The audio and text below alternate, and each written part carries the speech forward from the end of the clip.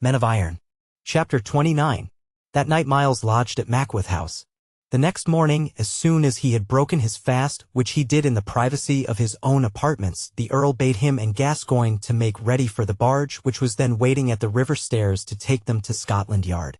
The Earl himself accompanied them, and as the heavy snub-nosed boat, rowed by the 6 oarsmen in Mackworth livery, slid slowly and heavily up against the stream, the Earl, leaning back in his cushioned seat, pointed out the various inns of the great priests or nobles, palatial town residences standing mostly a little distance back from the water behind terraced high-walled gardens and lawns. Yon was the Bishop of Exeter's Close, yon was the Bishop of Bath's, that was York House, and that Chester Inn. So passing by gardens and lawns and palaces, they came at last to Scotland Yard stairs, a broad flight of marble steps that led upward to a stone platform above, upon which opened the gateway of the garden beyond. The Scotland Yard of Miles Falworth's day was one of the more pretentious and commodious of the palaces of the Strand. It took its name from having been from ancient times the London in which the tributary kings of Scotland occupied when on their periodical visits of homage to England. Now, during this time of Scotland's independence, the Prince of Wales had taken up his lodging in the old palace and made it noisy with the mad, boisterous mirth of his court. As the watermen drew the barge close to the landing place of the stairs, the Earl stepped ashore and, followed by Miles and Gascoigne, ascended to the broad gateway of the river wall of the garden. 3 men-at-arms who lounged upon a bench under the shade of the little pent roof of a guard-house beside the wall arose and saluted as the well-known figure of the Earl mounted the steps. The Earl nodded a cool answer and, passing unchallenged through the gate, led the way up a pleached walk, beyond which, as Miles could see, there stretched a little grassy lawn and a stone-paved terrace. As the Earl and the 2 young men approached the end of the walk, they were met by the sound of voices and laughter, the clinking of glasses, and the rattle of dishes. Turning a corner, they came suddenly upon a party of young gentlemen who sat at a late breakfast under the shade of a wide-spreading lime tree. They had evidently just left the tilt yard, for 2 of the guests' sturdy, thick-set young knights yet wore a part of their tilting armor. Behind the merry scene stood the grey, hoary old palace, a steep flight of stone steps, and a long, open, stone-arched gallery which evidently led to the kitchen beyond, for along it hurried serving men, running up and down the tall flight of steps, and bearing trays and dishes and cups and flagons. It was a merry sight and a pleasant one. The day was warm and balmy, and the yellow sunlight fell in waving uncertain patches of light, dappling the tablecloth and twinkling and sparkling upon the dishes, cups, and flagons. At the head of the table sat a young man some 3 or 4 years older than Miles, dressed in a full suit of rich blue brocaded velvet, embroidered with gold thread and trimmed with black fur. His face, which was turned towards them as they mounted from the lawn to the little stone-flagged terrace, was frank and open, the cheeks smooth and fair, the eyes dark and blue. He was tall and rather slight, and wore his thick yellow hair hanging to his shoulders where it was cut square across after the manner of the times. Miles did not need to be told that it was the Prince of Wales. "Ho, Gaffer Fox," he cried, as soon as he caught sight of the Earl of Mackworth, "what wind blows thee hither among us wild mallard drakes? I warrant it is not for love of us, but only to fill thine own larder after the manner of Sir Fox among the drakes. Whom hast thou with thee? Some gosling thou art about to pluck."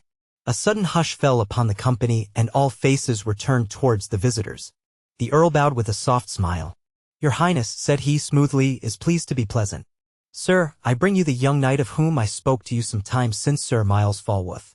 You may be pleased to bring to mind that you so condescended as to promise to take him into your train until the fitting time arrived for that certain matter of which we spoke." "Sir Miles," said the Prince of Wales, with a frank, pleasant smile, "I have heard great reports of thy skill and prowess in France, both from Mackworth and from others. It will pleasure me greatly to have thee in my household, more especially," he added, "as it will get thee, callow as thou art, out of my Lord Fox's clutches.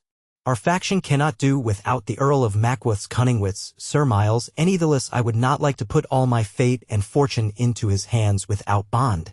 I hope that thou dost not rest thy fortunes entirely upon his aid and countenance." All who were present felt the discomfort of the prince's speech. It was evident that one of his mad, wild humors was upon him. In another case the harebrained young courtiers around might have taken their cue from him, but the Earl of Mackworth was no subject for their jibes and witticisms. A constrained silence fell, in which the Earl alone maintained a perfect ease of manner. Miles bowed to hide his own embarrassment. "Your Highness," said he, evasively, "I rest my fortune, first of all, upon God, his strength and justice. "Thou wilt find safer dependence there than upon the Lord of Mackworth," said the prince, dryly. "But come," he added, with a sudden change of voice and manner, "these be jests that border too closely upon bitter earnest for a merry breakfast. It is ill to idle with edged tools. Wilt thou not stay and break thy fast with us, my lord?" "Pardon me, your highness," said the earl, bowing and smiling the same smooth smile his lips had worn from the first, such a smile as Myles had never thought to have seen upon his haughty face. "I crave your good leave to decline. I must return home presently, for even now, haply, your uncle, his Grace of Winchester, is awaiting my coming upon the business you wot of. Haply your highness will find more joyance in a lusty young knight like Sir Myles than in an old fox like myself. So I leave him with you in your good care." Such was Myles's introduction to the wild young madcap Prince of Wales, afterwards the famous Henry V, the conqueror of France. For a month or more thereafter he was a member of the princely household, and after a little while a trusted and honored member.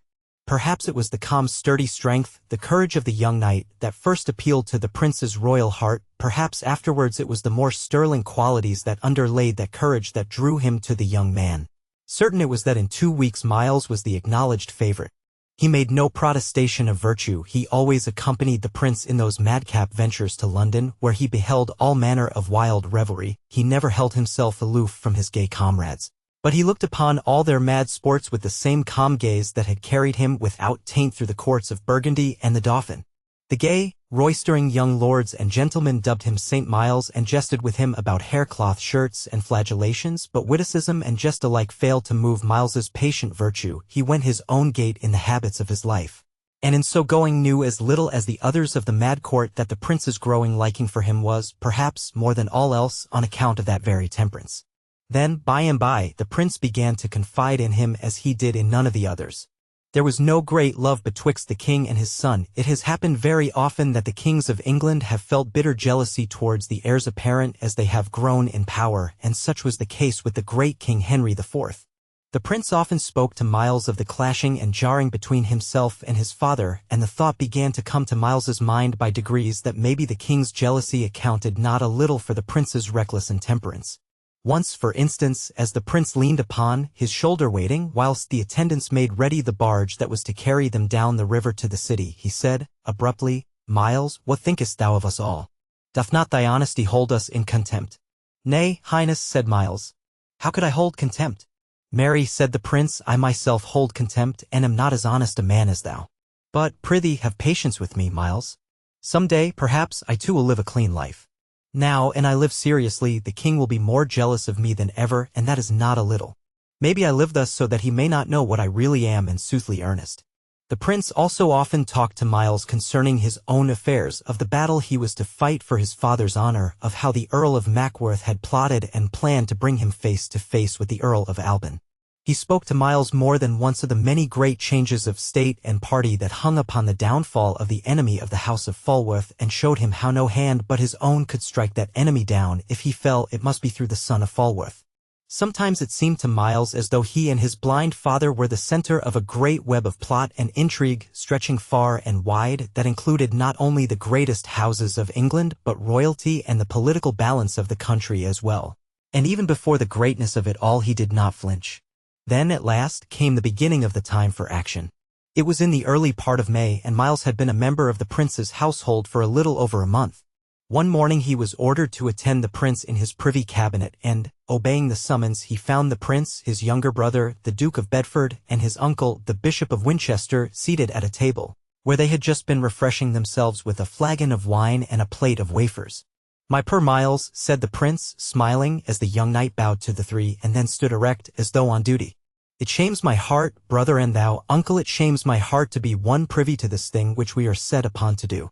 Here be we, the greatest lords of England, making a catspaw of this lad, for he is only yet a boy, and of his blind father, for to achieve our ends against Alban's faction. It seemeth not over-honorable to my mind."